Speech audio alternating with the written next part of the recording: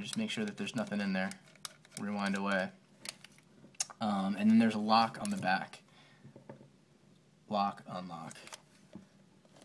Unlock. It's actually a pretty elegant design. And the back comes right off.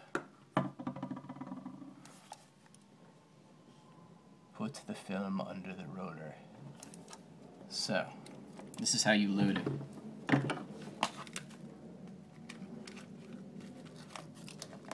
Take a roll of your trusty Tri-X.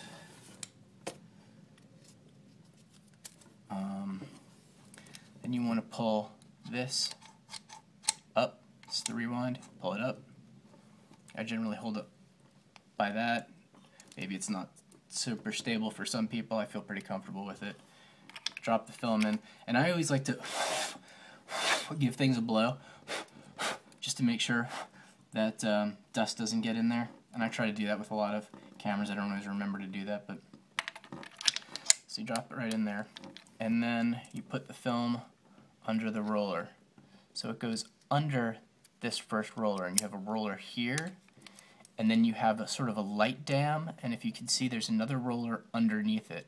You can also see that my foam on that light dam, I don't know if you can see it, it's kind of getting a little wonky down at the edge there. It's another reason I blow it, just to make sure that I'm getting any sort of dislodged foam out of the way, because once that gets in front of your, between the, the lens and your film, obviously it's going to affect your image. You're going to get a dust spot. But before I completely load it, just wanted to give you an idea of what, put it back on 15th of a second, what it would look like on the other side when you expose. So there's a very thin strip that exposes at any given time. It's that strip right there. Maybe I can get an angle where you can sort of see through the lens, or maybe not. So loading, right, goes under this roller right here. So you see how it's from the cartridge under the roller and wraps around the semicircular turret. And then when I load it in, I usually load the foot sort of not flush against the bottom, but sort of towards the center. And the reason I do that is it then makes it easier, and it's going not just under that light dam. Well, let me load it in first and I'll show you. So you take a little bit out, goes under the roller. Jeez, you guys are gonna think I'm an amateur now. So what I do is it goes under the roller and not just under the light dam.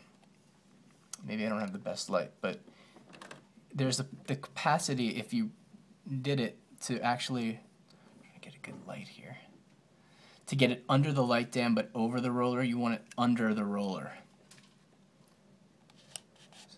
And I put it in the middle, not on the edge, because it makes it easier to get the film to come up between those two lines of sprockets. Because if you try to circumnavigate the sprockets, it's a kind of pain in the ass. So once it's up here, then I realign it back onto the sprockets.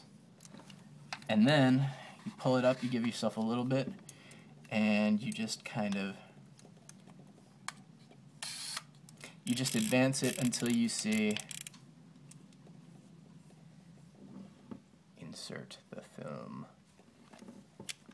into this little slot on take-up reel, just like that. Then you wind it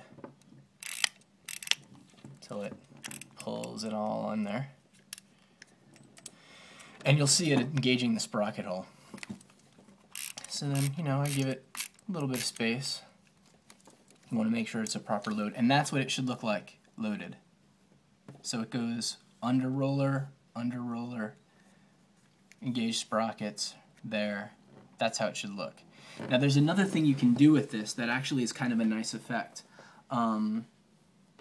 You can actually misload it intentionally and just load the cartridge straight across. And what that does is it'll give you a narrow, sort of clear, concise image right in the center, and then the edges kind of go soft, and it almost has the effect of like when you tilt the lens board on a 4x5, and it kind of gives you that kind of soft edge. Obviously you're not getting it laterally, but you're getting it on the edges. So that's an interesting effect you can do. There's lots of things you can do. It's a very creative camera. It's very cool. So this is loaded. You put the back on, and it just engages on the edges, and then switch it to lock, and just advance it and expose until your counter, which is right here, reads 1. And that's basically how to load it.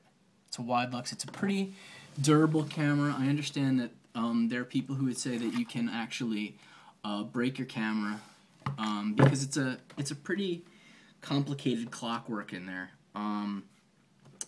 And if it does go, it's kind of a pain in the ass to get fixed.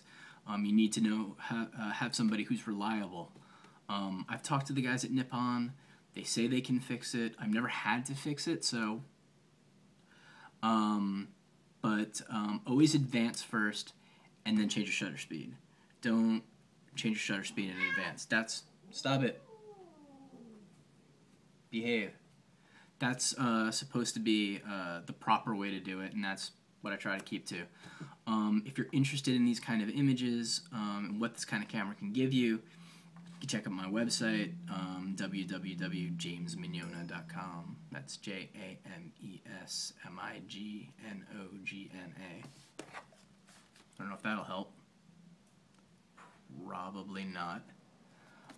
Or you could actually check out Jeff Bridges' website, because apart from him being an excellent actor and super cool guy, he's also a pretty good photographer. He's actually a very good photographer, and he always takes pictures with this camera of all of the movies that he's in, and he's got really cool stuff. He gives them out to his staff and all that.